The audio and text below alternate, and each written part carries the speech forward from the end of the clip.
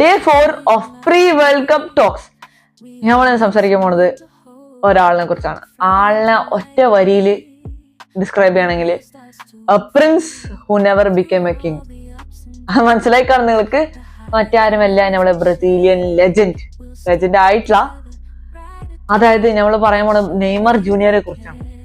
നിങ്ങളുടെ കയ്യിൽ ഇപ്പോ റയൽ മാഡ്രിഡിന്റെ കോൺട്രാക്ട്, ബ്രസീലിയൻ സ്കിൽസ്, രണ്ട് ഉണ്ടായിട്ട് നിങ്ങൾ എന്താ ആലോചിക്കുക? നേരെ എടുത്ത് ചൂസ് ചെയ്യില്ലേ? അതല്ല നമ്മളെ നെയ്മർ ജൂനിയർ.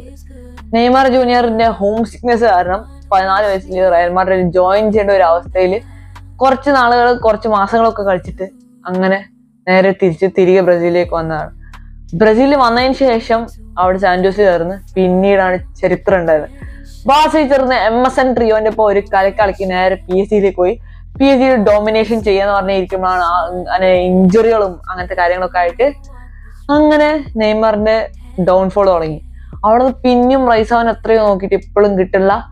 ഇനി നെയ്മർ ഫാൻസ് പറ, ബ്രസീലില് അതായത് 2026 വേൾഡ് കപ്പിന് നെയ്മർ ലീഡ് ചെയ്ത് നിങ്ങളെ കൊണ്ട് ഒരു വേൾഡ് കപ്പ് തൂക്കോ, 6ാമത്തെ വേൾഡ് കപ്പ് തൂക്കോ ഇല്ലയോ എന്ന് നിങ്ങൾ കമന്റ് ബോക്സിൽ രേഖപ്പെടുത്തുക. ഈ വീഡിയോ ഇഷ്ടപ്പെട്ട ലൈക്ക് ചെയ്യുക, ഷെയർ ചെയ്യുക, സബ്സ്ക്രൈബ് ചെയ്യുക.